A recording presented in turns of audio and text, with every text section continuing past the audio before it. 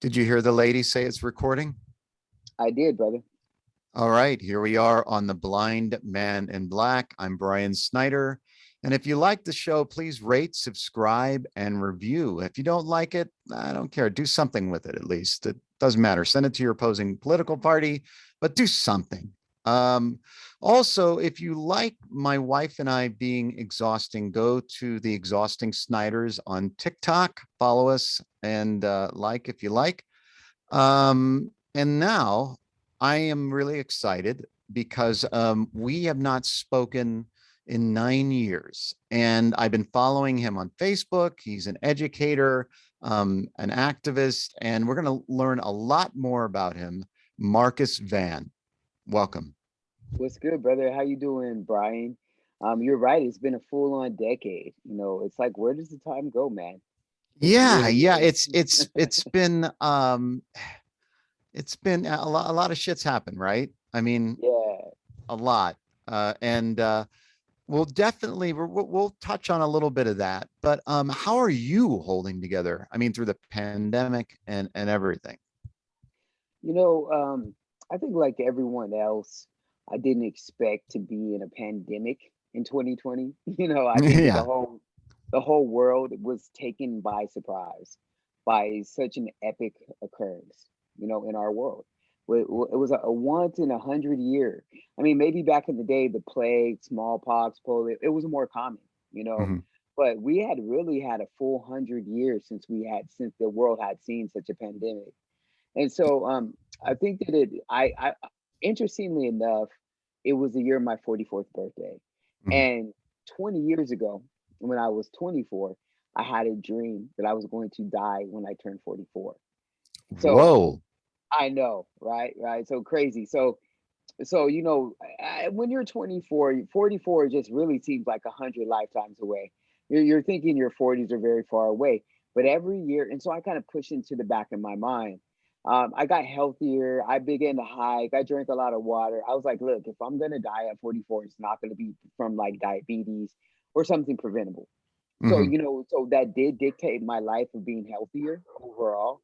But as the years, kind of went on, I was like 40, and then 41, and then 42, 43. And on the morning of my 44th birthday, you can imagine that I was pretty freaked out. I Yeah. turned 44 literally a month after we did our shutdown. Less than a month, 2 weeks. 2 weeks after we shut the United States down because of the pandemic. And So so you're like, shit, this is it. Well, no, because what I began to see is that it was a warning. That I received a warning 20 years ago about this moment in time. And Hmm. I think it was a warning to help me stay alive because I'm not the type of person who gets sick. Even though I'm an educator and I've been a teacher for 17 years, flu, colds, I wouldn't get sick. And I think a lot of it is because I built up a lot of immunity growing up with four siblings and 30 cousins. You know what I'm saying? So, Hmm. everything I could get exposed to, I already did. And so I built a very strong immune system. So if I had not had that dream, Brian, 20 years ago, I would have been on the front lines. Okay. I don't know if I would have taken the pandemic seriously, Hmm. and who knows, maybe I would have caught COVID and died. Maybe I would have given COVID to someone else in my household and died, because when the bird flu came around, I wasn't really thinking about the bird flu. I don't get flu shots. So I saw really it as a wake up call for me and a warning about the seriousness of COVID, and how serendipitous that I would get a warning, through a dream 20 years prior to literally turning 44 in the year of a global pandemic.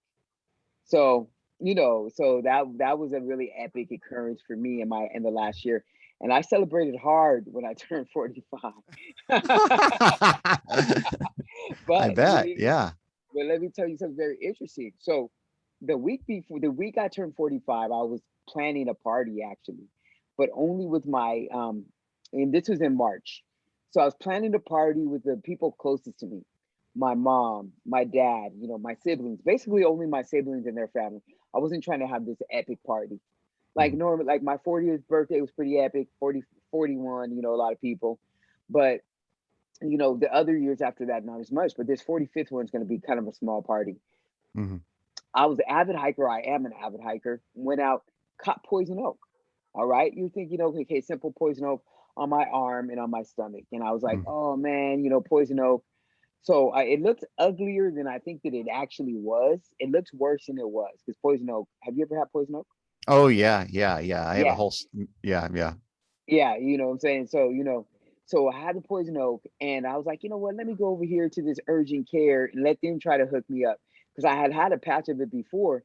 But, I just let it, nature take its course and it itched for a few weeks, but it resolved itself. I went and they gave me prednisone. Yeah. And I had a huge allergic reaction to the prednisone, my brother. Oh I got no. yes, I got a huge infection Oh in the Jesus. poison oak on my stomach. And this is literally a few days before my 45th birthday. Ugh, brutal. I was like, no. So the prophecy is still trying to come true. It's like literally trying to take me out a few days before 45, but I was determined to not die. I was like, no, No, so now wait a minute. Let's go back a little bit. yeah, Let's talk about this dream. What happened in yeah. it? How and why 44? Why was it so specific? Well, honestly, I think it was because of the pandemic. Like literally, I turned 44 in the middle of a global pandemic, and No, but that's I why mean I think your dream, no, but why did your dream say that when you were 24 that you were going to die at 44? because I think it knew that this pandemic was coming, Hmm. and I think that it was a warning for me about this pandemic. Wow. I Trying to mean, but set that's amazing that yeah. you would even remember that. Like most people don't even remember their dreams after they wake up. Really, you wouldn't remember a dream that told you you were gonna die literally at 44? I thought Well, I about mean, I that. mean, but wait a minute though. Like, how was it presented? Was it like, was there somebody that told you? Did you see a number with your name on it, or how It was it? it was, the details of the dream are hazy, but I do remember it being 44. That Hmm. I was dying and I was 44. Hmm. And it was like you're gonna die. You know what I'm saying? And I was 44. And I remember specifically being very afraid and heartbroken and everything when I had that dream. And it Hmm. shook me. It shook me all the way to my core, and I remembered it for a lifetime. Hmm. I will Yeah. always remember it. But now that I'm past 44, I'm feeling very satisfied, that I made it through. But did I really think I was gonna die at 44? No, I did not. But I did think that it was a warning to me. You know what I'm saying? To take it Hmm. seriously and to take my life seriously, Brian. Like, to take my health seriously throughout the course of my life. Hmm. Like I'm 45 and I'm in really excellent health. You know what I'm saying? I'm carrying a couple pounds here and there, but for the most part, I drink almost, a gallon of water a day. I drink 3 liters of water a day. I go hiking avidly. You know what I'm saying? I Hmm. do roller skating with my wife. I don't have diabetes. My blood pressure is borderline because, a lot of Black folks have borderline blood pressure.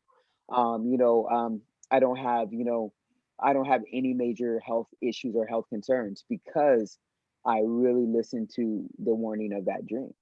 And Hmm. then I quit smoking because I was smoking off and on for about a decade. Between 25 and 35. I quit Hmm. smoking, and so a lot of things that, I wouldn't say I'm the picture of health, because I think I'm carrying a few extra pounds. I love sugar too much. Hmm. But, but I do think that maybe I would have cared less had I not had that dream. Maybe I know for a fact I would have cared less about the pandemic had I not had that dream. I don't think I would have taken COVID seriously at all without that Yeah. dream. And I think that that dream was warning me about this particular moment in time. That's intense. Yeah, it was. Yep. Well, Imagine waking up daily with that in the back of your mind, all before you turn 44, that you're gonna like die in a few years. Yeah, it was Well, a I mean, lot. I mean, in one sense, it probably not only did it help you stay healthy, but it also It probably did. made you live life to the fullest, right? It did, my brother. Yeah. Because every day I would be waking up. What would I do? If I only have a few years on this planet, what do I want to do? Hmm. What do I want to be known for? How do I want to be remembered?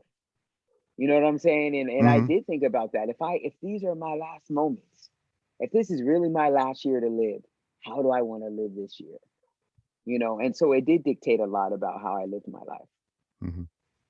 Well, let's talk about how you lived your life by starting at the beginning, at the genesis of Marcus. Where did it all begin? In a public housing in Ventura, California. I'm one of five children, born to a teenage mom, but a teenage mother who believed very greatly in the Holy Bible, who Hmm. kept us in church and off the streets, Hmm. and who introduced me to my love of reading, Hmm. who despite, having five children by the time she was 23 years old, with a father who was absent due to addiction, you know, Hmm. still somehow guided her five children into successful lives. And it was hard. It was hard, for a long time for her, but we never felt poor.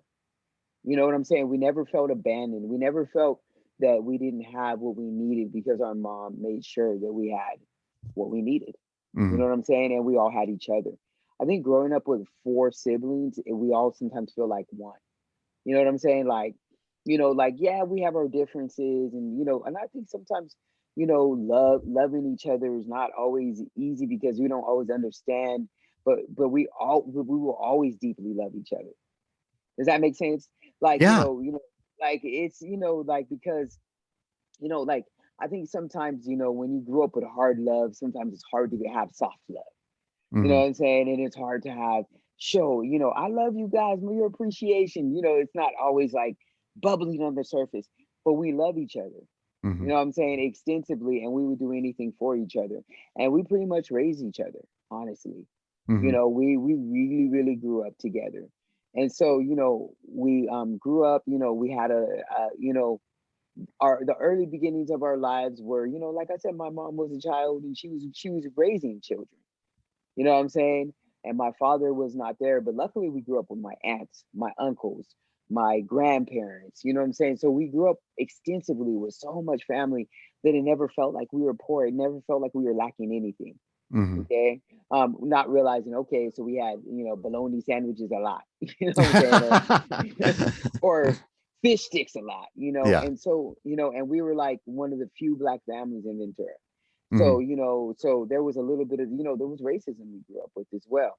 So that kind of really formulated, and my mom she really knew the racism Hmm. of Ventura. So we kind of grew up with a very strong black identity.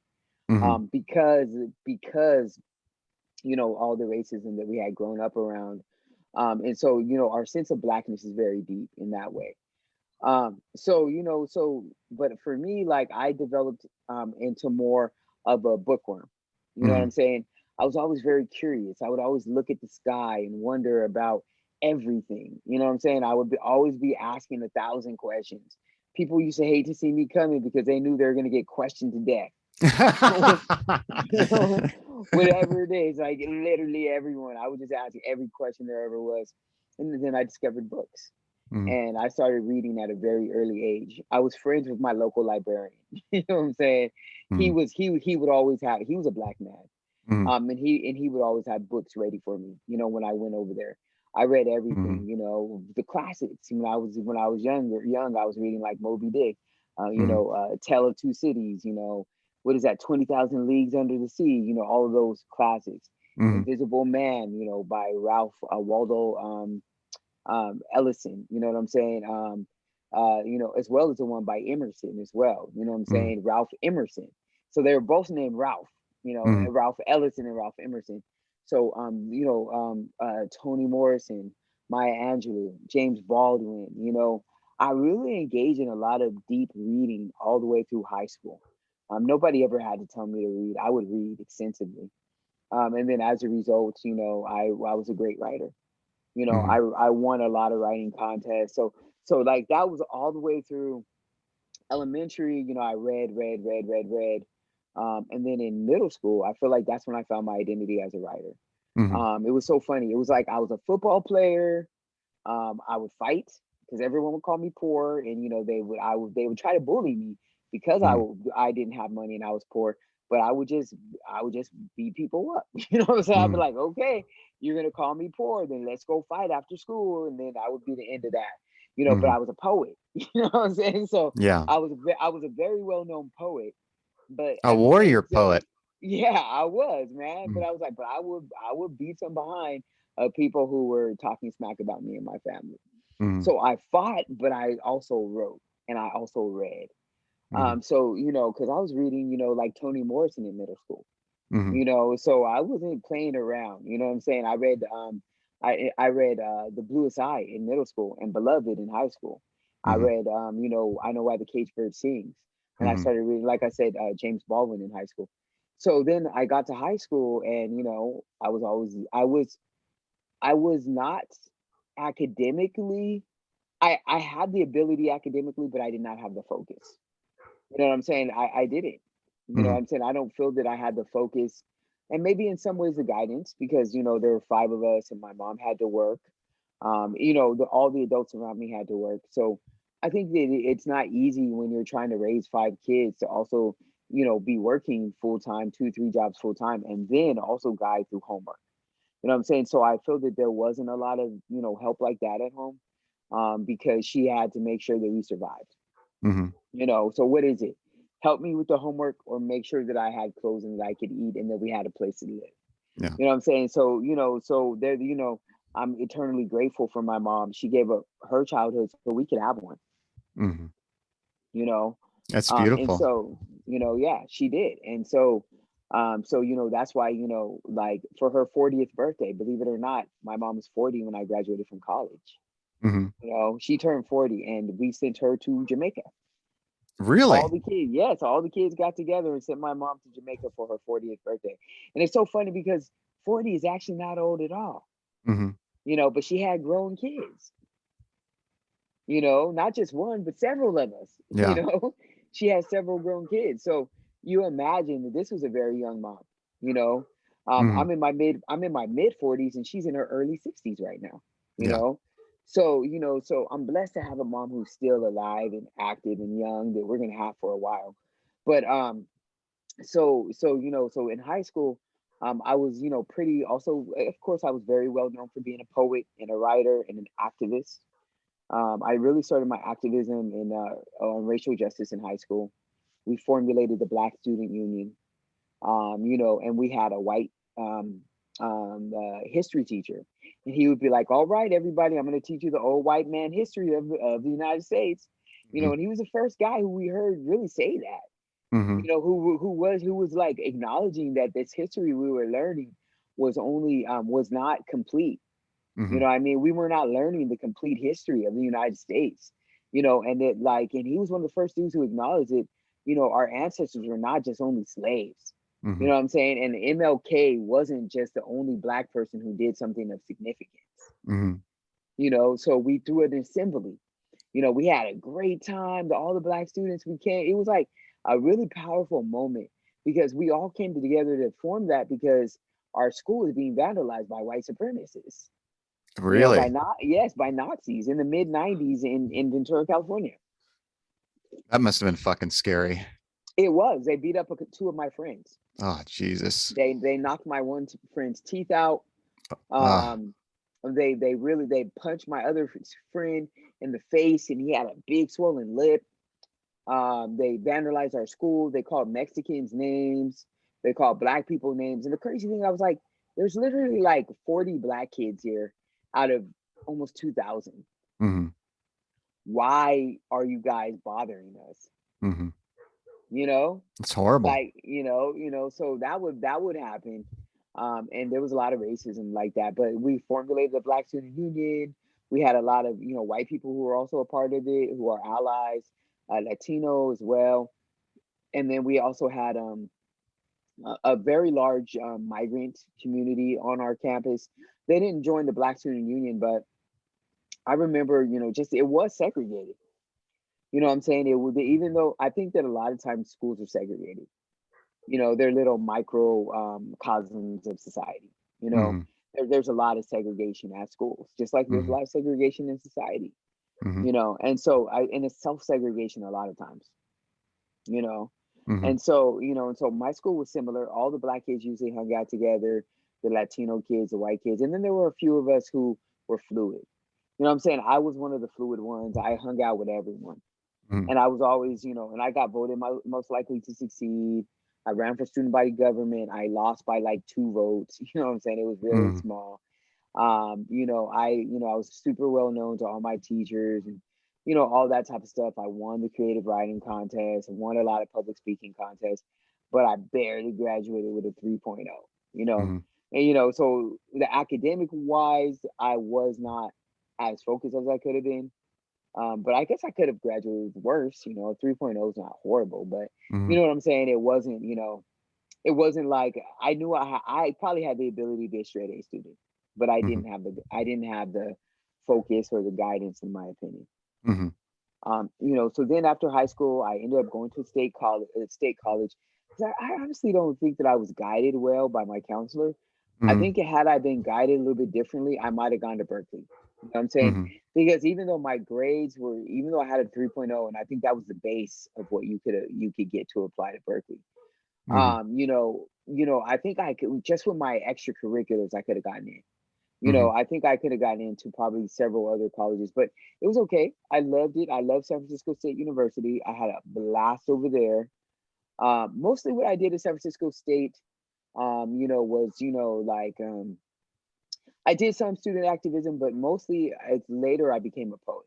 And I would do some like activism outside, like for children's, like for student organizations, and poet and that type of thing, in San Francisco.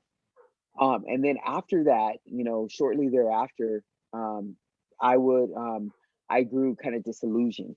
I was there for 9 years, and At San Francisco State. no, just in the Bay Area. Oh, okay. Okay. San Francisco, it took me 5 years to graduate, but I graduated. Mm-hmm. Graduate with my undergrad is still one of my life's accomplishments Right. because it was really hard. Yeah. Yeah. I think it was really hard. I'm doing a doctorate now, and this is really hard. And then, I think this will be my second largest accomplishment. The master's to me wasn't really that difficult. Like it was Mm-hmm. hard, Mm-hmm. but I was felt a little like I don't know, maybe it was a motivation. Maybe I don't think that I was working as much then as I am now. I think I'm working a lot more now. So that's why doing this doctor is difficult. But I waited 10 years after I got my undergrad, Brian, and I was like, I am not going back to school right now. I was so tired. Yeah. I was so tired, bro. So Well, let me ask you this. You mentioned your mother having faith, and now, do you have a religion that you practice, or? yeah, shortly after college, I left the Bay Area and I was very disillusioned. I did go to church in San Francisco.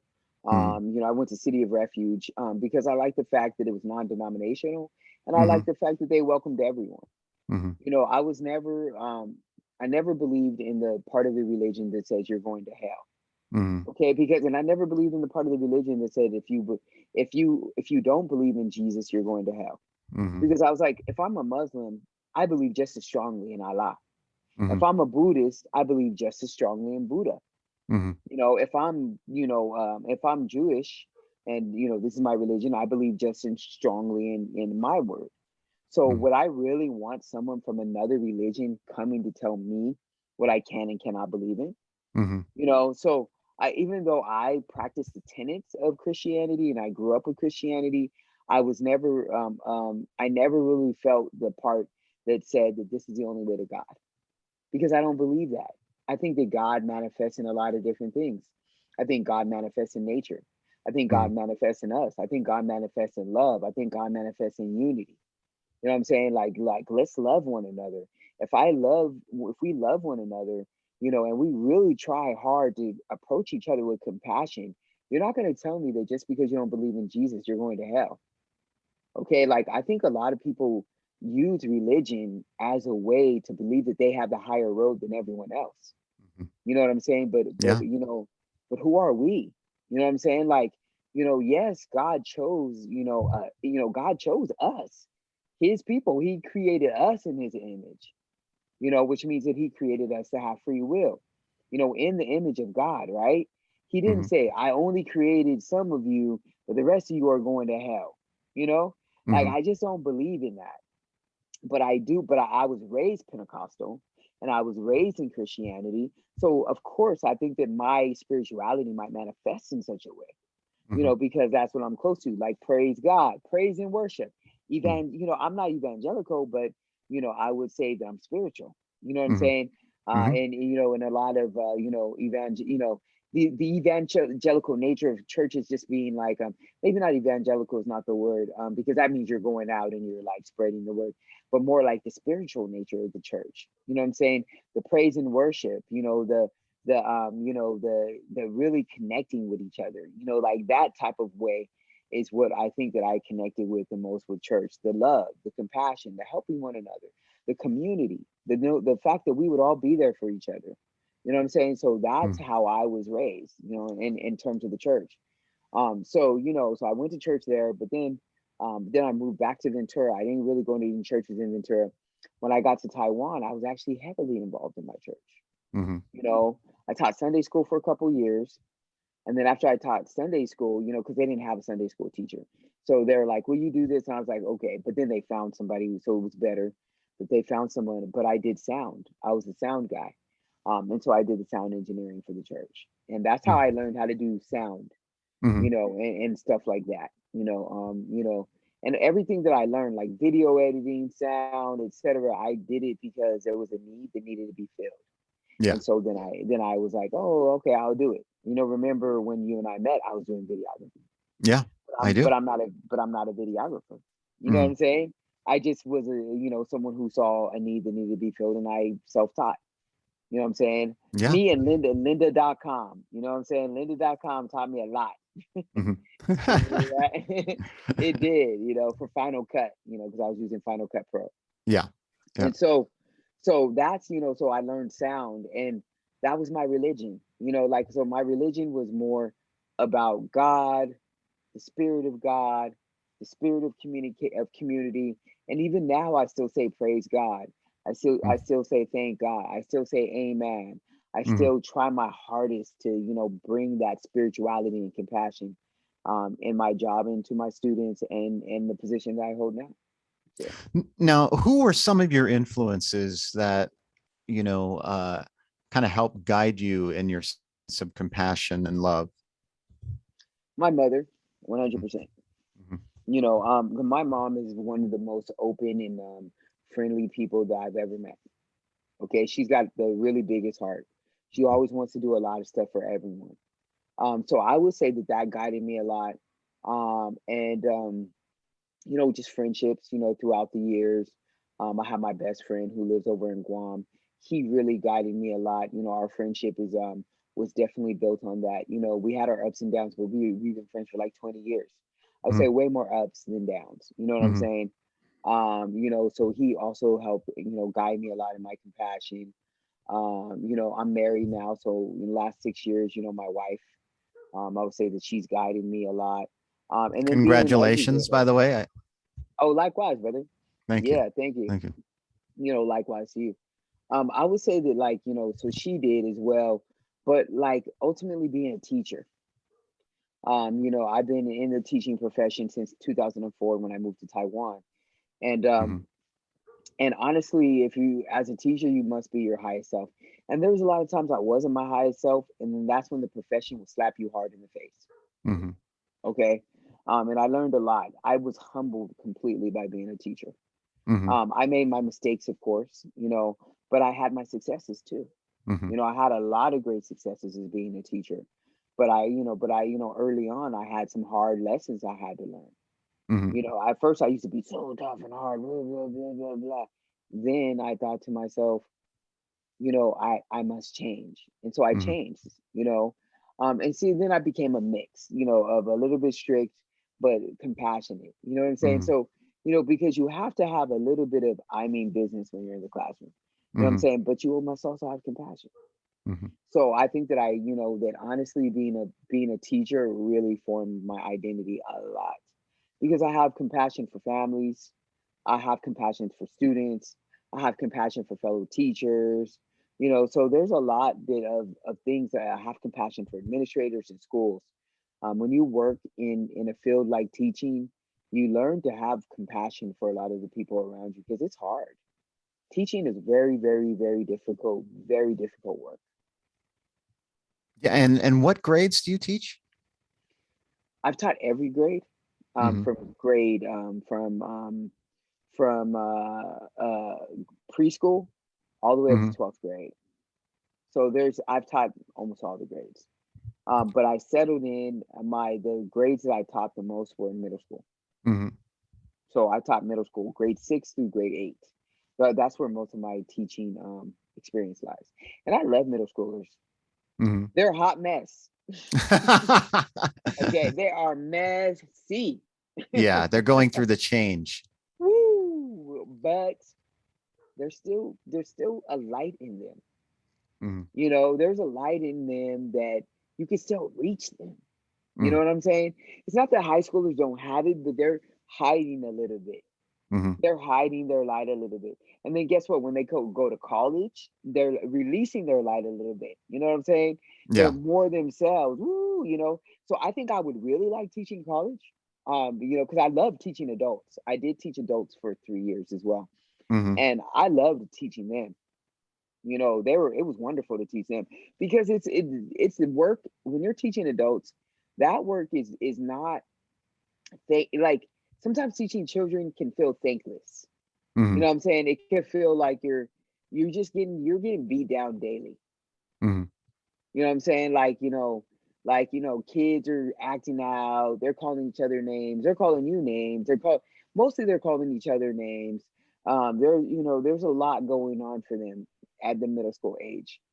But with adults, they're there because they want to be there. Yeah. You know what I'm saying? And so when you have a motivated learner, nothing is better than teaching a motivated learner. You get to teach. So Yeah. when I was teaching adults, I was literally teaching.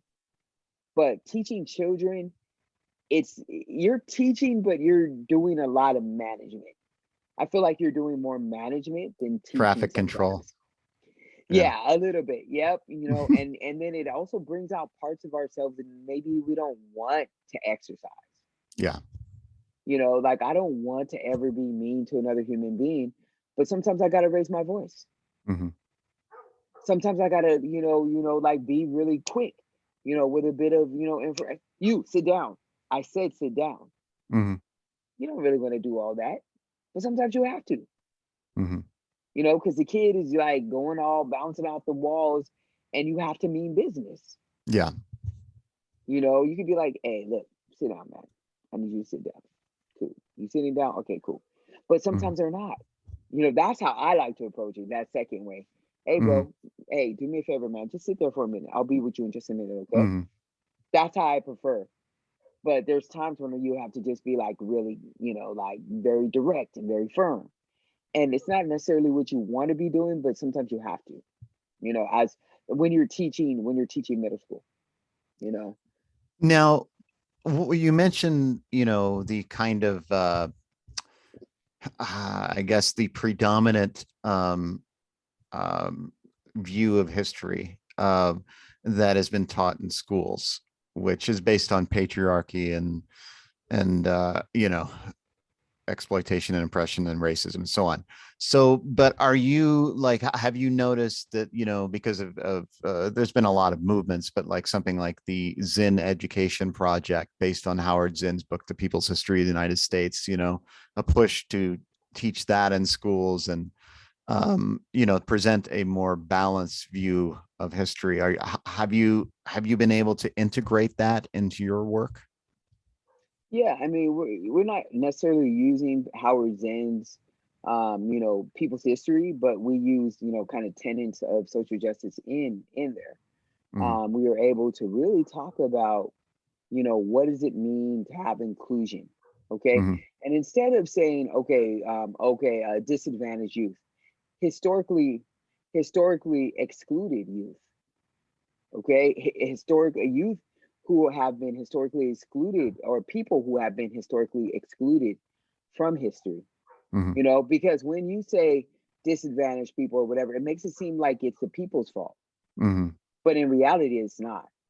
It is the system, that is predominantly white, that has, excluded a lot of people of color from Hmm. that system. And what ends up happening is when you just say disadvantaged people or underperforming youth, or it makes it seem as though there's these people, that people are inadequate, that there's something wrong with them. But when you look at systemically, that it wasn't until the 60s, almost the 70s, when when some factions of society even were able to even have good secondary education, right? And when you look at the history, of the war on drugs or Jim Crow laws, or just systemic racism, that has really, excluded a lot of people of color from being even able to work in higher positions, to work in these positions of where they can have positions of power. So when you look at that, it's not disadvantaged people, it's not underperforming people, it's people who have systemically been left out or pushed out.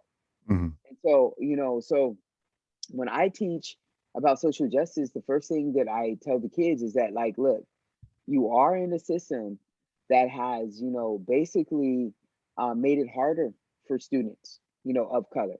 Hmm. Ultimately it has. But similarly to what Arthur Ashe said, the famous tennis player, he said, I will not let racism keep me from my success. Hmm. And so that's how I've dealt with it. Because I know that historically I've seen a lot of my white counterparts rapidly move through things, get in positions of management, higher teaching positions, positions of leadership, when I'm working equally as hard or sometimes harder. You know what I'm saying? And it wasn't until I got to a school where I had a black principal that within 2 years I became the dean. Why? Because he recognized fully how hard I work, Hmm. right? Whereas in other places I have worked, but my labor has been seen more as like, like, oh, that's great work over there, but not rewarded with the well, I guess I have been, lead teacher, a couple times, and it's been rewarded in that way, but never a reward as into a push into administration. You know what I'm saying? Like, as in like leadership, where, I have a lot more decision making. You know what I'm saying? Hmm.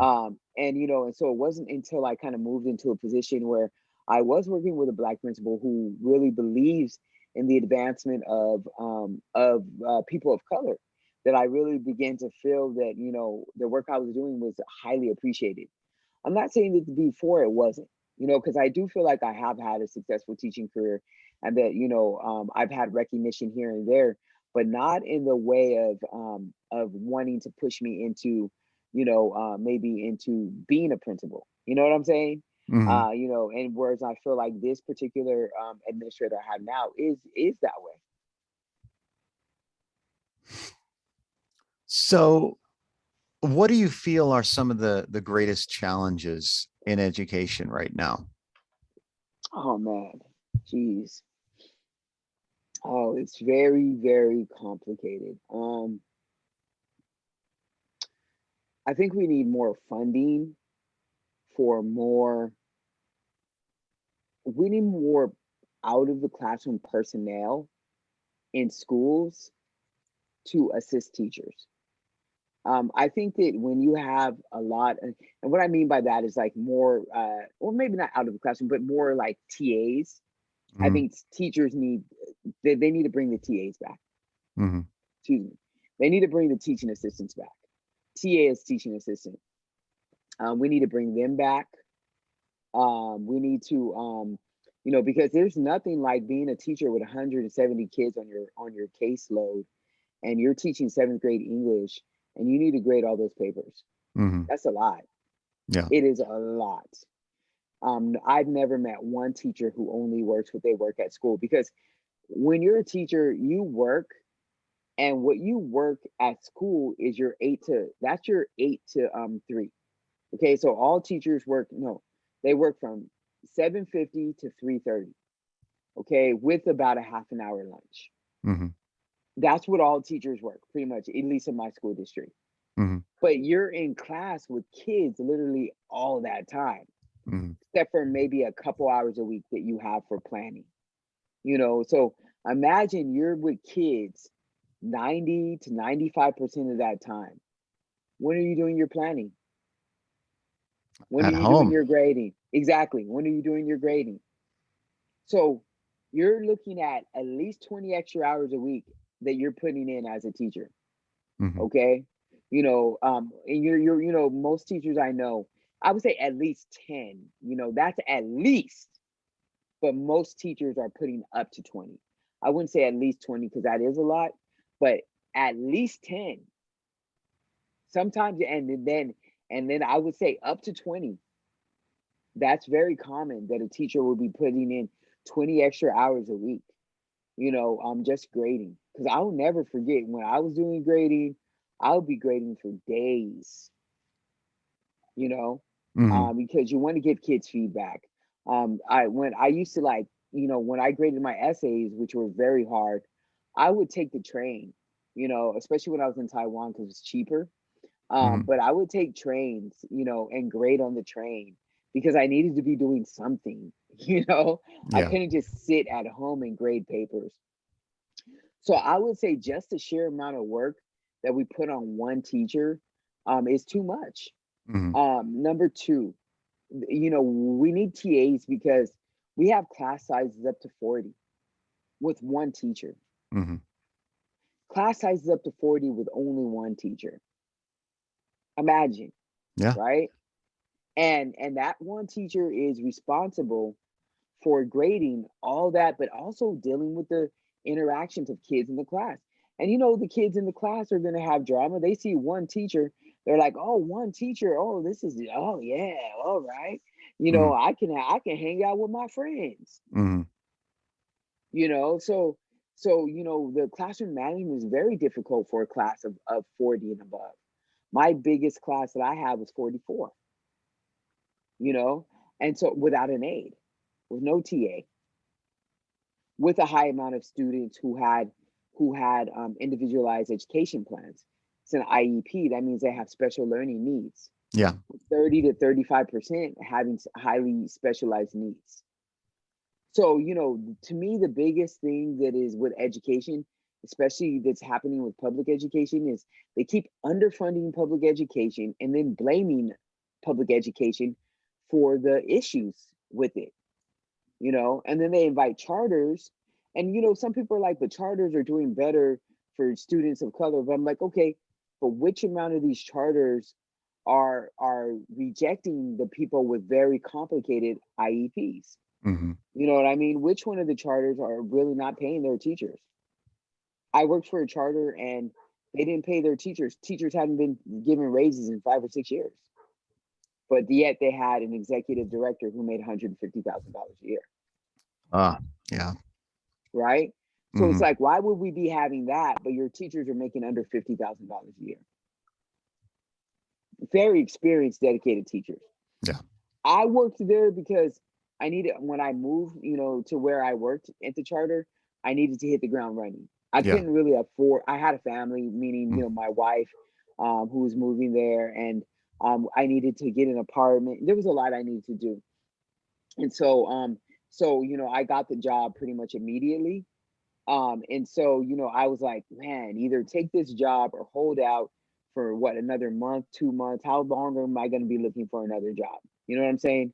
So I went ahead and Mhm. took that job and it takes a while to get hired by a school district, so charters are easier to get hired at because they just only have themselves, right?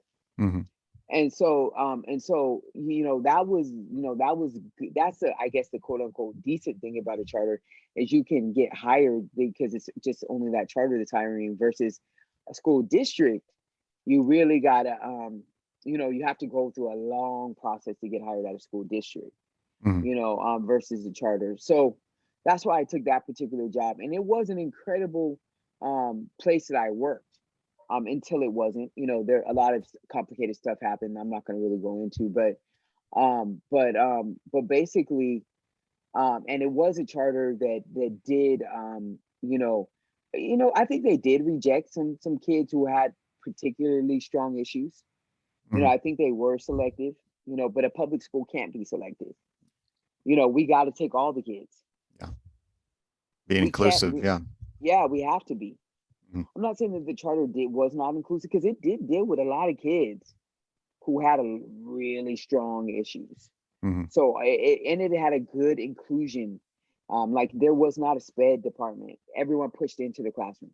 So all of the special ed kids, or excuse me, all of the kids who had different needs, I've always preferred that to special ed.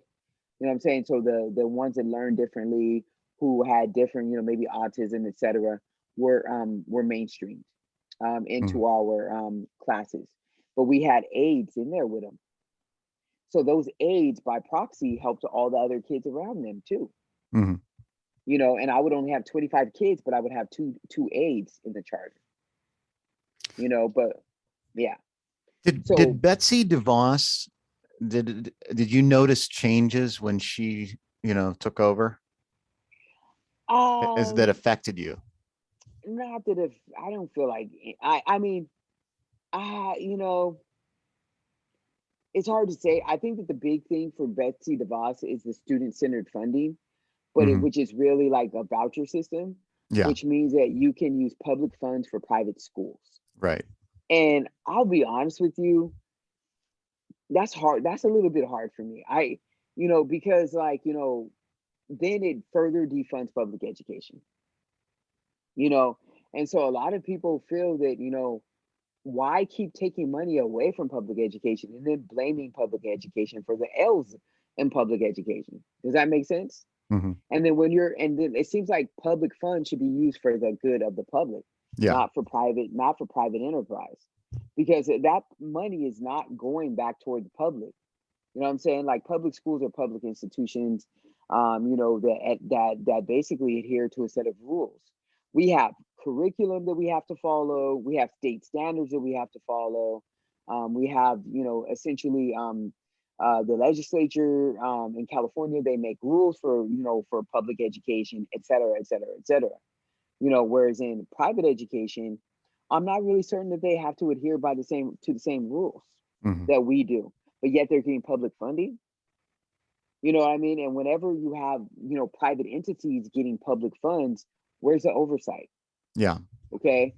That's my number one thing. I'm not going to sit here and preach, very extensively about it, because I think that I need to be more well versed Mhm. and read more about, the rules that that private education must follow. You know what I'm saying? Like I do. Mhm. Because are they being held to the same standard? I'll just put that out there. You know Mhm. what I'm saying? Do they have the same oversight that public education has? Plus, I think that a lot of times what ends up happening is public education is like where everyone comes is like make money.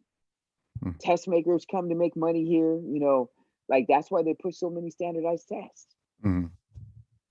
and that type of situation. So I think that there's a lot of things going on, that in the education game that I think that need to be examined. I don't know about how much private schools pay their teachers. Are they unionized? At least in public education, I know that I have decent health care. I know that my salary is competitive. For I think most teachers should make a lot more, but I do feel like it's much more competitive than when I worked at a charter school. I feel like I'm actually getting paid, for the work that I do. Whereas at the charter school, I did not feel like I was getting paid for the work I did.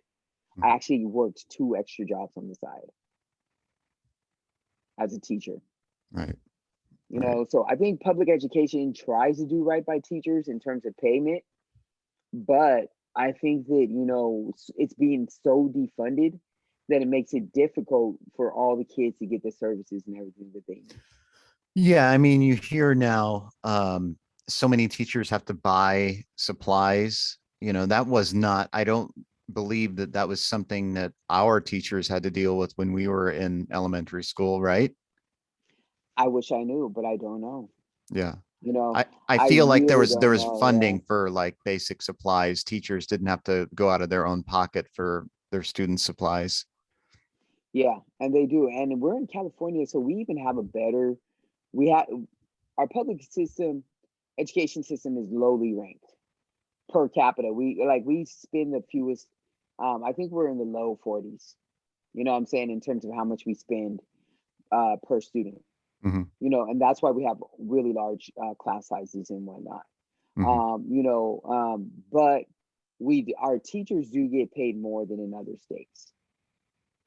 So like other states have teachers making under $30,000 when they're starting. You know what I'm saying? And that's hard. Imagine Hmm. you're a teacher and you made under 30,000 when you started, and you're working 60 hours a week. Yeah, the cost of living in California, I mean, I'm sure it's still, with the cost of living in California, it's still, it has to be, somewhat competitive uh, to be able to make it viable for people to survive. Yeah, and I think that some districts pay differently. But I know that the district that I work for does pay. I think that because there's a strong union, that they have competitive salaries. It's Right. still, people think that we should make more. And I just think across the board, teachers need to make more. Yeah, of course. Yeah. That's what I think. I don't think that I think that education is suffering from underpayment of teachers, and that's why no one wants to be a teacher. Okay, we have a huge teacher shortage. You know, so I'm not really sure. I'm just looking it up now. Teacher shortage to 2021. All right, and this is saying, okay, we really see a crisis. This is in Maryland. Looming teacher shortage. Um, let me see. There's a sub shortage. A lot of substitutes Mm. in 2020-2021 school year. uh 13,000 teachers required. Okay, I mean, retired in California. Okay, so they're just saying we need more substitutes, we need more teachers, mostly in California. Hmm. And then it's talking more about the state of the pandemic contributes to nationwide teacher shortages. Yeah, and I can imagine You that. know, I mean, was there a point during the pandemic where you're like, I don't know if we're going to make it, if this continues? How did you feel? I knew I was gonna make it because I was dedicated. Hmm. But imagine you're in your 60s. You're already you're actually, let's say you're already beyond uh um retirement age, Hmm. and you're teaching because you're like, I want to be here a little bit longer. Hmm. Pandemic hits, and you actually can retire. Hmm. You really want to sit around learning all the Zoom, doing all the, you know what I'm saying? Hmm. And, a lot of teachers didn't want that. It Hmm. said like 30% of teachers left early. Hmm. Okay, so that's a lot. You know what I'm Yeah. saying? And because Are we when you look talking at that, nationally or like within the state? that was in, I believe that was in California. You know Okay. what I'm saying? Or maybe, you know what? Let me look. No, it says nationwide. Hmm. It was nationwide. Yep, it was nationwide. I It's a don't know lot. about California. Yeah. So that was on CBS News, was talking about that. 30%. 30% of teachers were leaving early because of the pandemic. But like I said, I know why. I personally knew I feel fine to stay in my career. Hmm. You know what I'm saying? As an educator. But I think that if, let's say that this I had been 20 to 25 years older, Hmm. you know what I'm saying? Had I been in my mid 60s, maybe even pushing 70, would I have chosen now to retire? Probably. Hmm. You know, there's probably several teachers who are even in their 50s because they started in their 20s, they already had 30 years of teaching. Hmm. And I think that that's pretty much what you need to retire. Yeah. So, you know, Well, let me ask you this. I know your time is short. I don't know how much time you have left, but if you could give me an estimate, then it helped me kind of. let's Uh, say like maybe 15 minutes. okay. Okay. Well, let's talk about some of the things that have shaped your life, like, and helped, form your worldview. Like, what are some of the things that have happened? Now, you mentioned going to and living in Taiwan and teaching. What are some of the things or people that you've met in your life that have changed you in a way that you feel has helped you become more loving, empathetic, compassionate, and so on? I feel like we touched on that one. A little bit. You mentioned your mother, but I'm just talking about instances. You mentioned, like I said, you mentioned Taiwan. We didn't really talk Yeah. about Taiwan, except you taught there, and there was a religious aspect to it. But what are some of the other things that you've experienced? Also, um, I kind of like to know about a teaching experience that changed you and made you realize that, this is the path that you want to stay on because of what you experienced. Yeah. That's a good question. In terms, like, I think, like I was saying, in terms of the compassion, I think that being a teacher changed me and made me more compassionate. My first 4 years of teaching, I taught at a after school program, and Mhm. I really taught. I didn't become a teacher to necessarily become a teacher. I was a traveler. I was a traveler who needed to make money to travel. You know what I'm saying? That's how I Yeah. entered into teaching. So I Mhm. was really an adventurer already. You know what I'm Mhm. saying? So I entered teaching as a already an adventurer. And so my first 4 years, I had a good time. It wasn't like I taught an after school program, and it was fine. I had a good time. Everything was fine. But then, you know, it I wanted to become after 4 years of just doing that, making a little bit of money, traveling, doing that. I had a sense that I wanted something deeper. So what I did is I went to go work at a high school instead of an after school program. And it is there that I actually had a transformative teaching experience because it that was a class that was very difficult for me. It was really hard for me, Brian.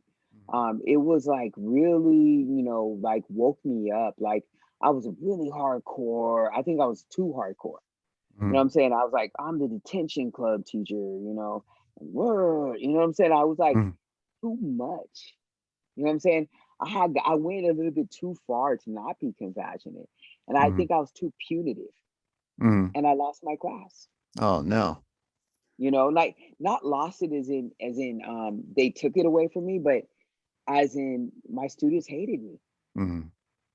And it was then that I knew that I needed something different. I was like, I need more training, and that was when I went to SIT. Mhm. And I did their hybrid program, which was part online and part in person. So I went to Vermont. I did that summer in Vermont. I had a great time with my cohort, and then I went back to Taiwan, but I switched schools. Okay, Mhm. I stayed in a different school, and in that next year, that was a transformative year, Brian. Like Mhm. it was one of the best teaching years I've ever had Mhm. so imagine I left the previous school, my students were hating me and I was just like, wow, I need more training as a teacher. Okay. Mhm. I don't not just this little TESOL certificate that I have. I really need a deep knowledge and understanding.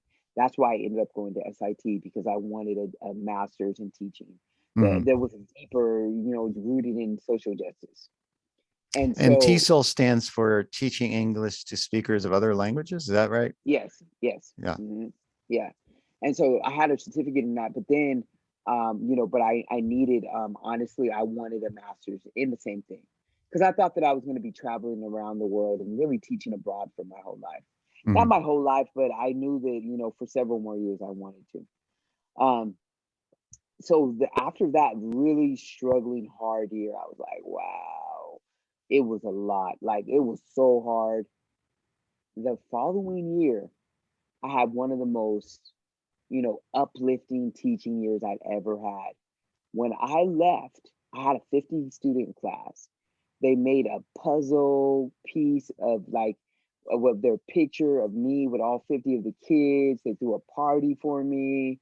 There was singing, there were songs written, there was like everything. You know what I'm saying? Like I had Mhm. never felt so appreciated as an instructor. You know Mhm. what I'm saying? It was for real. Like it was incredible. So imagine going from that one experience, to where the kids were hating me to where I had this other experience the next year. And a lot of that had to do with how much compassion and care and love I put into that year. Mhm. I did a complete about face. I did a total turnaround about how I conducted myself and how I did my teaching at that school, versus the previous one. I just only wish I would have had that experience to go back to that same school and show those other kids at that school what I was about. You know Mhm. what I'm saying? Like my new changes. But I think that I needed to start again. I needed to start again. And so that was really a transformative time for me. Back to back, my one of my worst teaching years and one of my best teaching years I had back to back. Mhm. And so I would say that changed me a lot. It changed me a lot. Yeah. Now, there's something because I've been following your Facebook post because we met at the SIT Graduate Institute, which we didn't really talk about, which is not important really, but but I noticed that you talked about your father and what your father taught you in terms of I think you were building something at your home, and I thought it was really beautiful what you wrote about how you learned to. I think I can't remember if it was you were working with cement or you were trying to build something, but it was really beautiful what you wrote in relation to what you were doing, the work that you were doing, and your father. Can you talk a little bit about that? Yeah, like, so I think I had mentioned early on that I didn't really grow up with my dad because he did have addiction. Hmm. And I think, like a lot of black men, in this society struggle with racism. Hmm. Imagine you're struggling with racism, and I think as a way to cope, I think that's why so many fall into addiction. Because I think that, coping, it's hard. Hmm. It's really hard in our society to deal with constant microaggressions, Hmm. constant hate because of the color of our skin. So, I'm sure that my dad had some of that, this is my speculation, and so, there was, so there was a lot going on. He was a young dad, Hmm. you know, he became a dad at 19, 20. Hmm. You know what I'm saying? So, no, at 20, you know what I'm saying? So he was a father of, so my mom's 23. He was what, like 27 by the time he had all the kids, you know what I'm Hmm. saying? So, imagine you've got six kids, five living by the time you're in your mid 20s, Hmm. so I think he had a lot going on. And so he, you know, they were young, they were children, they were both children. And so, he had a, kind of a life of addiction. Um, they kind of kept him away from us. And I was really angry a lot growing up because I didn't have my dad. Hmm. You know what I'm saying? I was like, didn't have my dad, you know what I'm saying? And it was painful. It was painful to not have him there, or to have, instances where I thought he was going to show up, but he didn't show up. And, Hmm. so I felt disappointed. So for all my 20s, essentially, I never really had contact with my dad. You know what I'm saying? And it wasn't really until I got into my 30s and I moved back from Taiwan. You Hmm. know what I'm saying? Like, I did talk to him here and there, but we didn't have a relationship. You know what I'm saying? That, like I had lessened, I think, the anger I have for him, but I wasn't like seeking him out or trying to, you know what I'm saying? Yeah. You know what I'm saying? And so it wasn't really until my mid 30s, after I returned from SIT, Taiwan, and then SIT as well, because I spent that year in Vermont. It wasn't until then when I wanted to remodel my mom's house. Hmm. I was like, I really want to help remodel my mom's house. I didn't know how I was going to do it, Brian. Hmm. I didn't know how to swing. Like, I knew how to swing a hammer, but barely. I didn't have the skills, but I didn't care. Hmm. I had already taught myself sound. I had already taught myself videography. Hmm. I knew that I could teach myself how to remodel this house. Hmm. It would take me a while, but I knew I could teach myself to do it. But my dad had a life of construction. And so, one day when I got back from Taiwan, I was having a conversation with him and we got closer, and I was having a conversation with him and I was like, will you come over and, help me learn how to fix this thing? Hmm. You know what I'm saying? And from there, it exploded into a 5-year odyssey of remodeling my mom's house together, and within that, Wow. we repaired our relationship. We never really talked about the past. You know what I'm saying? We never did. I felt like we didn't. I think we both were kind of similar to be like, what are you gonna do? Can you really, can you really, you know, mm, excuse me.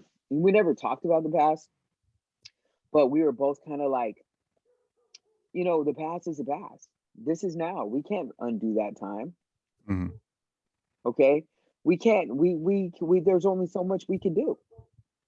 We moved forward, and we moved forward in doing the remodeling of the house. So I feel like repairing my mom's house is how we repaired our relationship. That is a beautiful metaphor. It really Yeah. is. And now yeah, and I've learned everything I need. I've learned a lot. I've gone on to do other home repair projects all over the place because of that, Mhm. because of what I learned from him. That's beautiful, very beautiful. Um, have you written about that, like in in a story form in some way?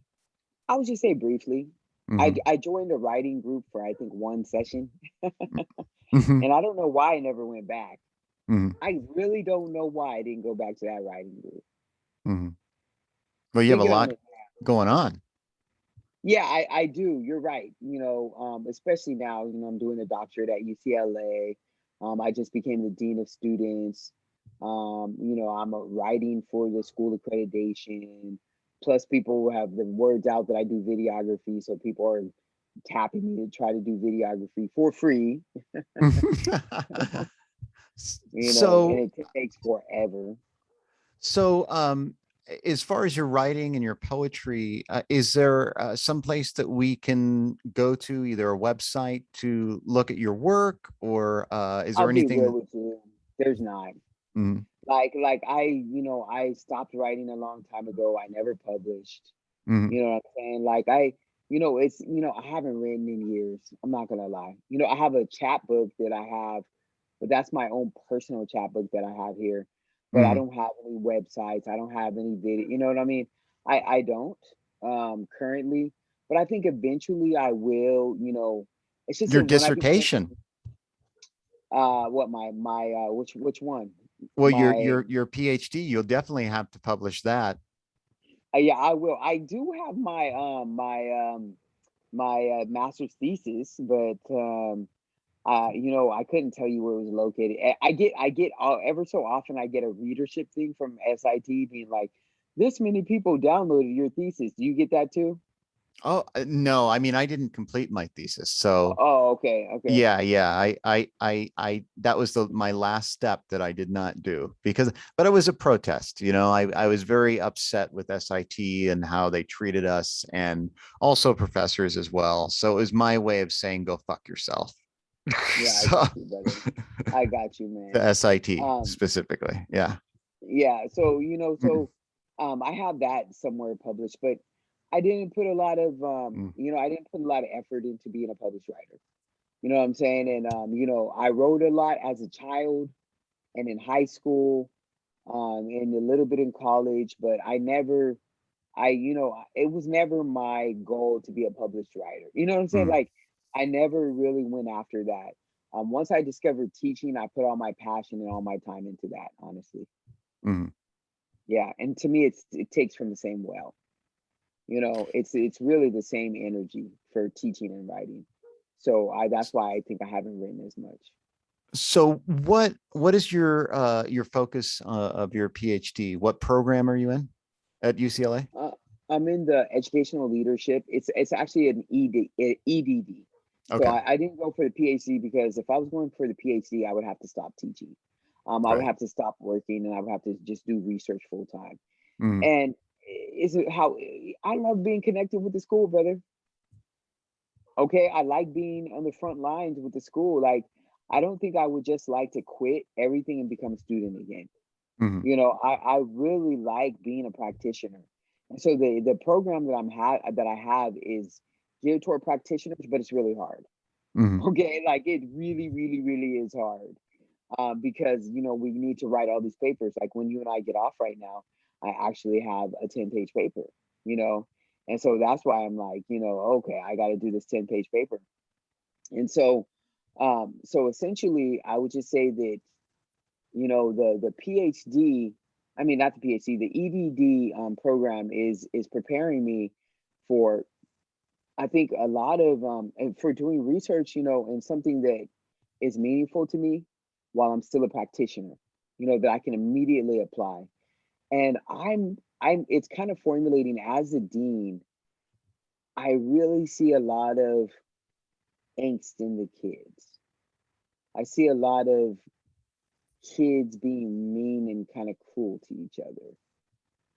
I see a lot of things going on.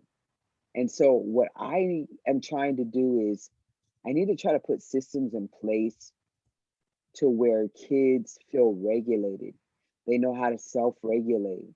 They're feeling better about themselves, and a better about, their peers.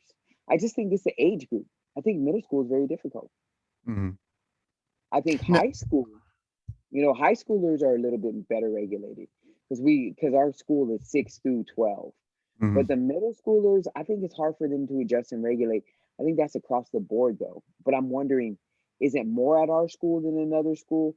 You know, um, it's really hard to say. In your 17 years, what have you seen that's changed the most? Well, I know in the two continents that I've worked on, Asia and the United States, definitely the amount of respect given to teachers, I Hmm. think has significantly lessened. Why do you think that is? I think everyone's just always dumping on teachers. Mhm. And I think it's very, you look at every movie. Think of all the movie portrayals of teachers, Ferris Bueller's Day Off, Bueller. Yeah. right? Hmm. And most representations of teachers are highly negative. Hmm. You have your few like stand and deliver, dangerous minds, the Hmm. freedom fighters, diary, a few things like that. But 98% of the representations, I'm probably making up some random statistic, but most of the representations you see of teachers in movies are largely negative. But there's so many teachers who work really hard, who all my colleagues are working hard. They're Hmm. constantly thinking about how they can do better. Um, what is I mean, this is a cliche question, but I still want to ask it. What is the most rewarding um, thing about teaching? Definitely the students, Hmm. listening to them, hearing their stories, seeing their personalities come out, seeing when a kid who previously felt that, something was hard, that little light comes on when they realize actually it's not really that hard. I was thinking about it too much. And now that I've done it, it's actually, yeah, you're right, Mr. Van. That's actually not too hard. I can do it. You know Hmm. what I mean? Reaching kids who are difficult to reach sometimes, and in my job right now, I have to be very calm and compassionate with certain kids Hmm. because they'll pop off. They'll pop off. You know what I'm saying? They don't care if you're an adult or not. Hmm. You know what I'm saying? They'll like be like going off on you, and you have to be really, you have to help them regulate. So I think, my like learning how to, regulate kids, becoming a better communicator, and all that. To me, though, those are all great things about being a teacher. I keep saying teacher because I still feel myself as a teacher. Hmm. When you were talking, it really reminded me, and it does link back to SIT because before we started recording, we were talking about some of the things that happened at SIT, and my relationship with Gustavo Esteva, who I've interviewed several times on this podcast.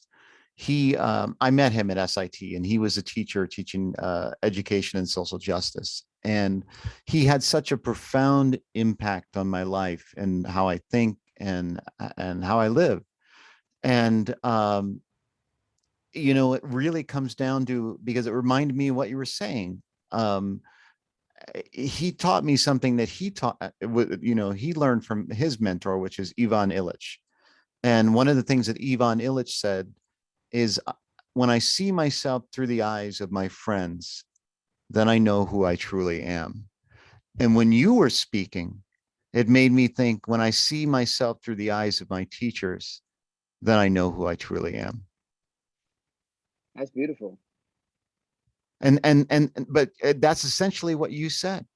I mean, is uh, giving the space for a student to see themselves for who they truly are. That is a beautiful thing. And that's what Gustavo did for me. And I believe that's what you're doing for your students as well. Yeah, that's a very succinct way to say it. Yes, I want them to see who they are, and that's incredible human beings.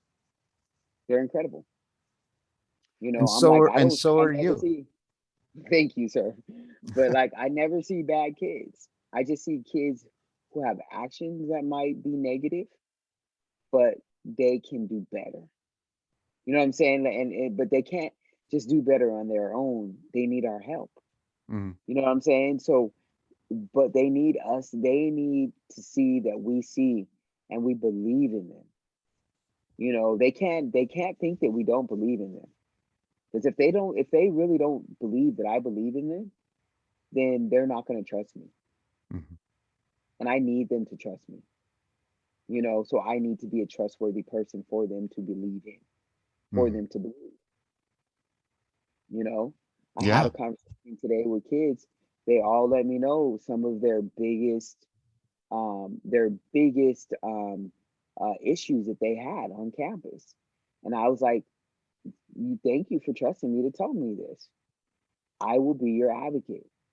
I will try my hardest to help you with these issues. I can't, you know, um, I cannot, promise I can change everything right now. But there are certain things I could change right away. For example, there was not enough trash cans around. So kids were throwing their trash all around. Mhm, And we were like, what's going on? They're like, there's always trash. I was like, that's actually you guys. mhm, You know what I'm saying? That's a student driven problem mhm, about the trash, And so, I'm like, well, what's going on? And the one kid was like, Mr. Van, there's not enough trash cans. I was like, really? What? So mhm, I could make sure that there was more trash cans. mhm, So we really must listen to the mouths of babes. mhm, Okay, we really need to listen to what these kids are saying. Otherwise, who are we? mhm. What is the school for? School is not for me, the teacher. Okay, it is not for the person who's our facilities people who are cleaning. It's not for the principal. School is for the children. And if we're not listening to the children, then we're not listening to who school is for.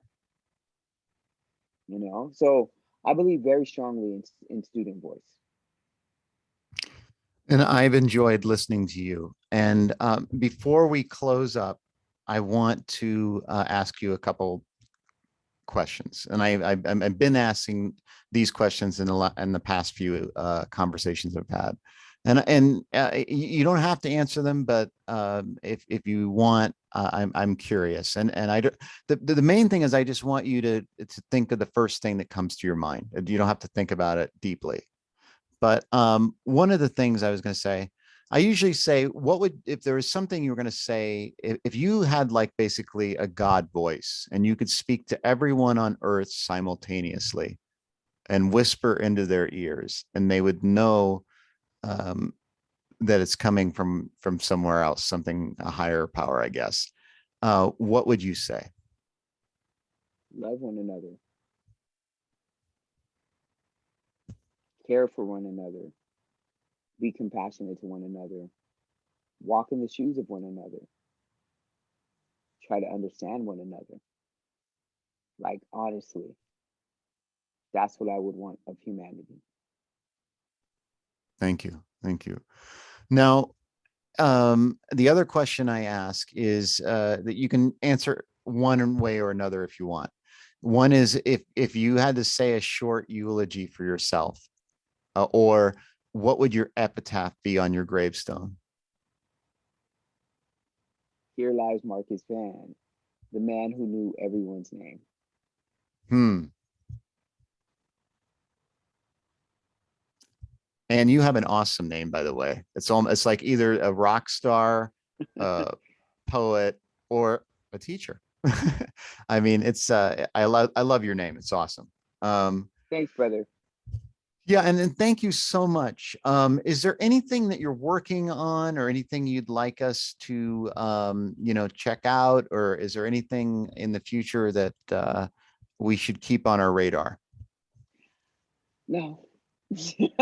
You know, honestly, no. Like, I'm working on my doctorate, but I don't have anything coming down the line, or, like I said, I haven't been publishing. And you were asking me to do this as a friend, you know what I'm saying? And so normally I wouldn't, but I hadn't talked to you in a while. So I said, okay, you know what I'm saying? My brother Brian came over here and was asking, but I don't have anything besides my work. That's what I have. Ask me in No, 5 years. Yeah, ask me in 5 years, and then maybe I'll have my dissertation to give you. yeah, and I didn't mean to put any pressure on you in any way. I Oh what no, I no, was no. I don't trying to, feel like.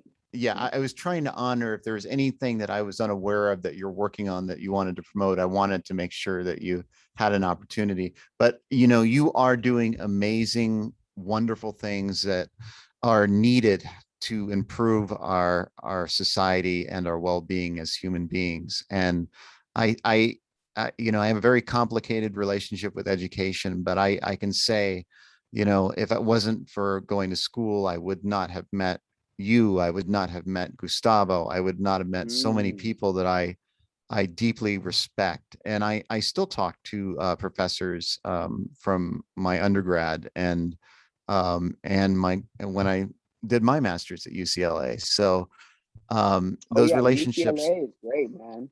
yeah, yeah. You were saying those relationships, what? No, I was just going to say, are you enjoying campus life there?